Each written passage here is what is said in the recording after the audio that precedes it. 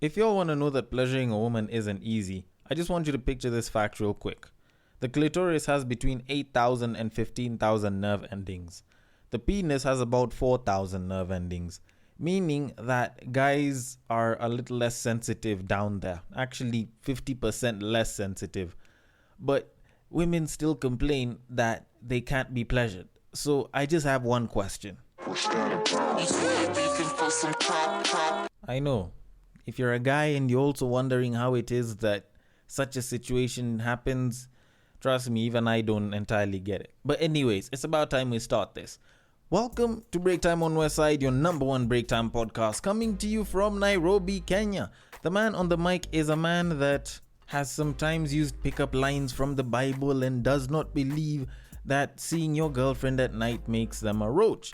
It is none other than I, Sir Denver B. The show is Tweetstreet, where we take a deep dive into Twitter. We pull up a couple of tweets, we break them down real quick, and we try to make some sense out of them. No tweet is safe. No tweet is too good not to be tweeted. So if you have any that you probably want to be sent over, the DMs are open at Breaktime on Westside on Instagram, at Breaktime on Westside on Facebook, and on Twitter you can just send it straight to me at Bagaka the D. The B and the D are capital. Now, before I get into the tweets, I know there's a number of y'all that asked me about the whole Black is King story. And to be completely honest, I have nothing more to say about it. If anyone wants to know what it is that I said about it, it was in the first Tweetstreet episode of this season. It's titled Black is Not King, and my reservations on it are there. But for what it's worth, I've listened to at least one song as of the time of me recording this. The music video was pretty good as well. It scored 100% on Rotten Tomatoes, so I really can't fault that it probably is something really good, and I might just watch it at some point in the future.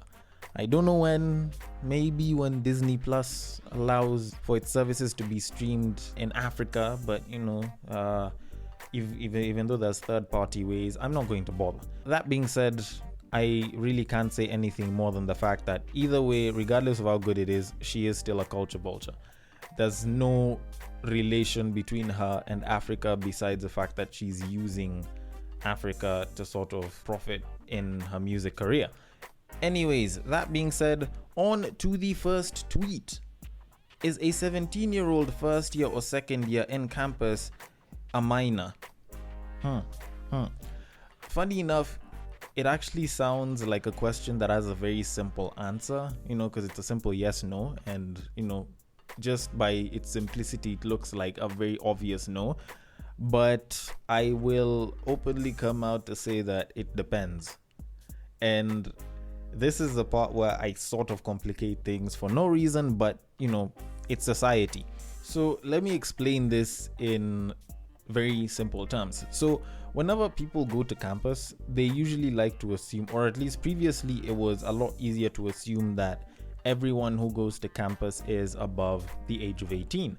Now, personally for me, I know that that's bullshit, because by the time I was leaving campus, I knew someone who had actually finished their degree when they were turning 18. Proper genius and shit.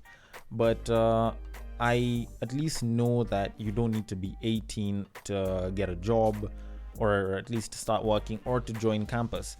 I started working when I was 17, and a lot of people actually assumed that I was above the age of 20, probably because, I sounded like I could actually be someone's father and shit. But let me say why it depends. If you're in campus and you're a guy, if you're 17 years old, provided no one's asking you your age, you're not going to be classified a minor.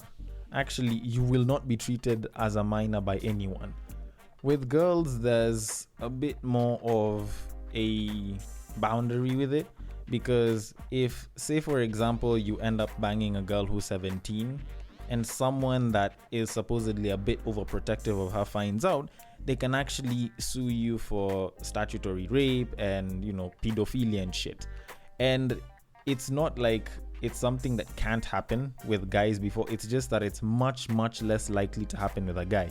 If a guy bangs a babe who's much older than him, there's a pretty good probability that if they're going to be talking about it, it won't be to a court of law or to cops. It'll be to their friends bragging about the fact that they actually banged someone older than them. So yes, with you being 17 years of age and in university, it means that you are legally classified as a minor. Will people treat you like a minor? Probably not. But dependent on gender, the issue of being a minor is very subjective, like I've just said. So if you do intend on doing anything with anyone in university, just make sure you find out their age. The younger they look, probably the better you should take this entire claim, because goodness hell, as a guy, it is very easy for you to be called a sex predator in this day and age. I will admit that there are times when some slippage could happen. Hell, at some point I almost banged a 17-year-old. But when you actually take into account that there's some people that might just have started university when they were super young, it should at least prompt you to do it. And yes, I know ladies say that it's not nice to ask a woman her age, but please, goodness hell, as a guy in this day and age, just ask her age, no matter how rude it seems. It's better to be safe and called rude than being classified among the Harvey Weinsteins and the Jeffrey Epsteins of the world. Trust me, it's something that can go with you for all of time, at least because of right now. Anyways, on to the next tweet. I'm not sucking dick on a vacation I paid half for. I lost all my energy reaching in my wallet. Sorry. Ooh. Okay, now this is a classic case of someone feeling entitled. Now, normally I'd come in and complain and say, oh, she sounds like a golding bitch. But you know what? I will dial it down this time. I will look at it from a different angle. Because if we flipped the genders and used a similar situation with guys, then they would probably say, if I take you for dinner, then I expect to bang you afterwards. How does that sound? It obviously sounds like, you know what, you're not entitled to my body, you're not entitled to whatever it is that I give you. If I give it to you, it's me who's chosen to do so. That's what most women would say. And the thing is, I think as a generation, we're probably the most self-entitled people on this planet that have ever existed. Like, I'm going to repeat it again. Our generation is the most self-entitled that has ever existed on planet Earth, just by my very simple understanding of history. Because I have never seen a generation of people that have been more entitled to being treated a certain way than our current generation. And yes, I know I'm not old enough to start talking about, oh, you know, your generation, blah, blah, blah. But we do need to accept that this is actually something that happens, because guys will take girls out on dates, they'll take them to the club, they'll pay for the drinks, they'll take them on holidays, and they'll expect to get some form of sexual satisfaction from them. And in as much as it's not a good thing, it's not a bad thing as well. People usually expect something, it doesn't mean that it'll happen. But having the entitled behavior, having the self-entitled thought that you have to get it is usually the problem. Now, normally with guys, it's something that's been called out and has been frowned upon for a long time, or at least for a fairly recent while. But with girls, when you see such a thing, it's like, yes, we're talking about it. Oh, all the people that are commenting and saying that she's a gold digger or she has a problem, all the broke guys that won't take their girls on dates.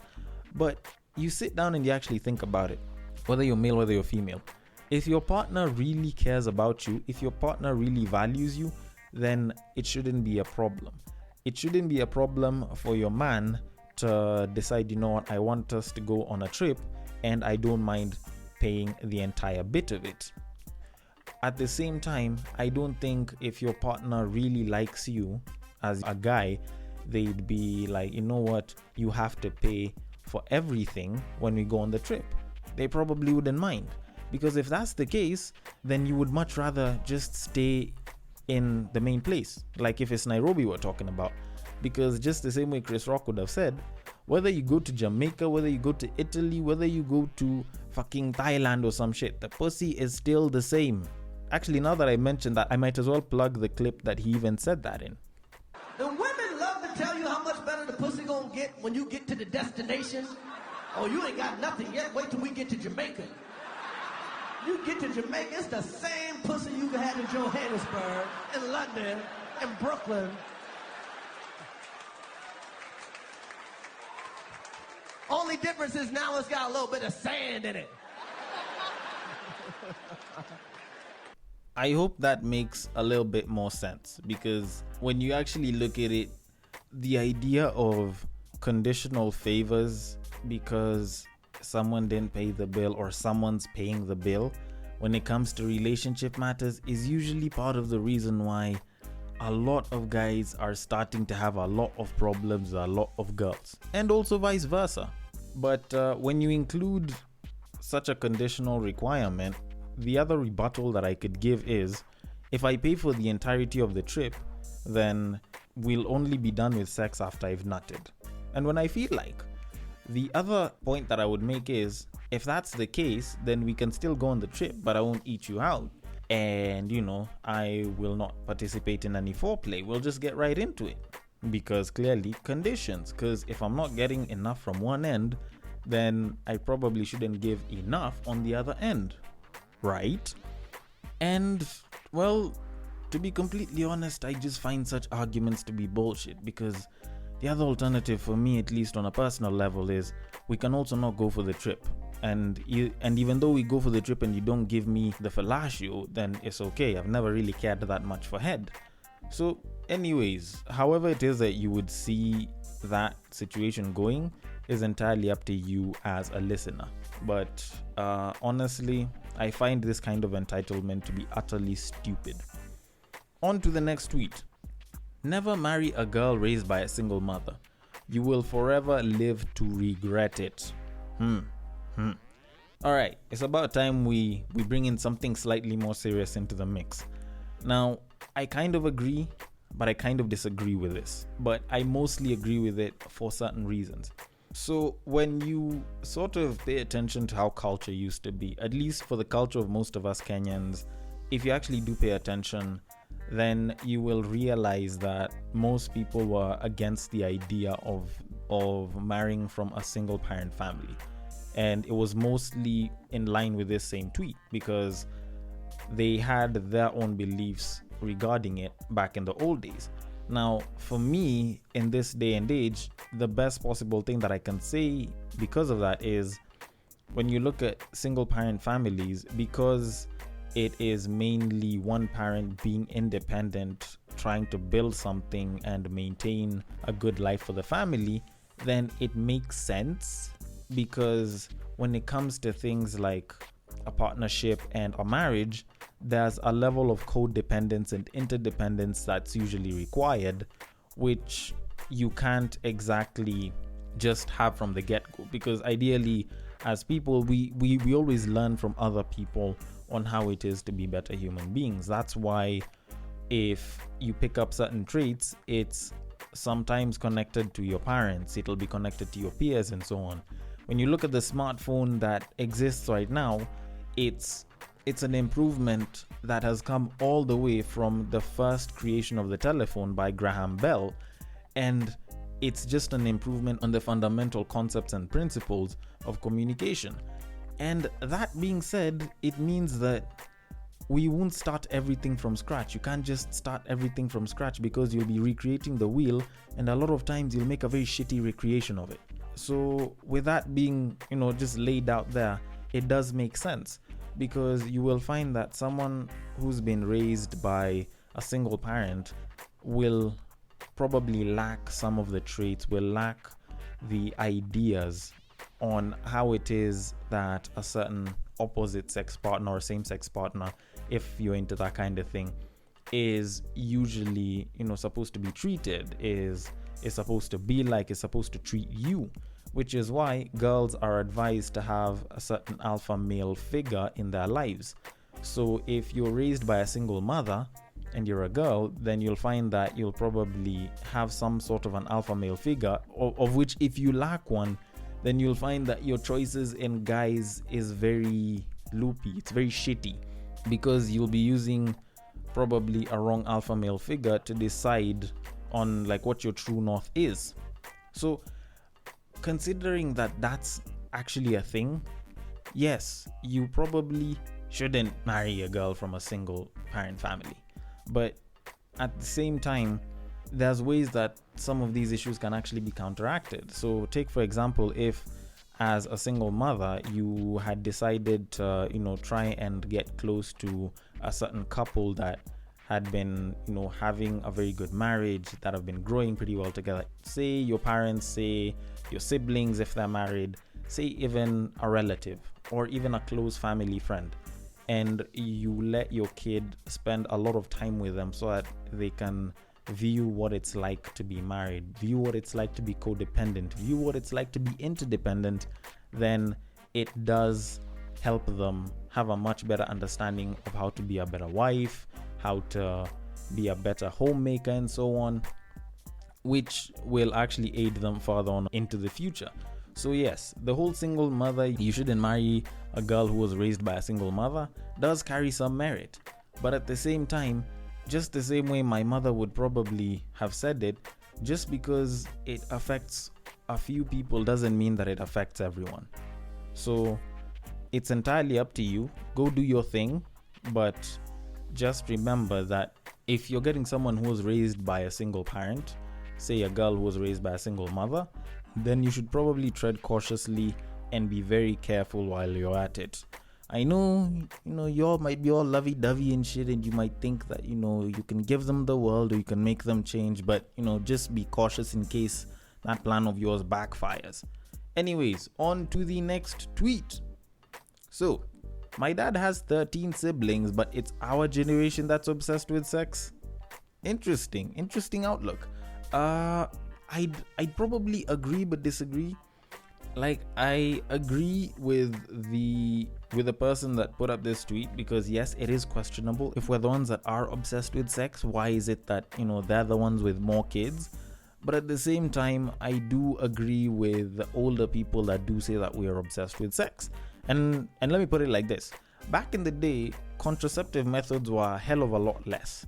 People were not as educated, and most people stuck with one wife, so just go and plant like 13 kids and shit.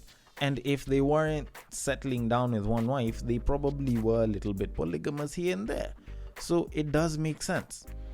But at the same time, yes, they also did have that chance, and they did quite a lot of banging here and there. Of course, there's people that have left kids just about everywhere, and they're in their 40s, 50s, and 60s. Hell, maybe even their 70s. We know one or two Kenyan politicians that might be pretty good at that. But at the same time, we have to look at our generation and say it like it is. Yes, we are obsessed with sex to some degree, because one, marketing pretty much stated that sex sells, so people have been utilizing that to the full max.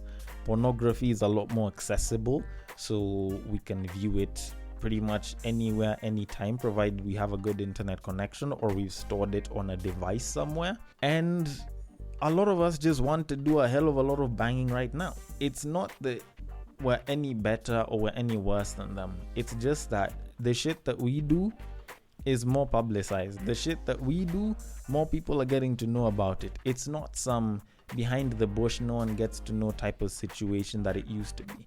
Nowadays on social media, nowadays everything is recorded and people are being exposed for much pettier things. The news isn't exactly reporting the world war. So, they'd much rather go and start looking at stories of Form 4 leavers who are busy being caught in an orgy or some shit.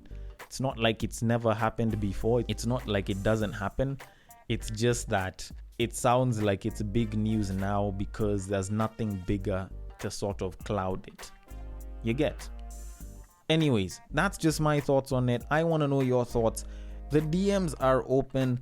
The handle is at Breaktime on Westside on Instagram. On Facebook, you can also hit us up at Breaktime on Westside. And on Twitter, if you want to hit me up on my personal DMs, it is at Bagaka the D. Stay safe, and I will catch you on the next break. Take care.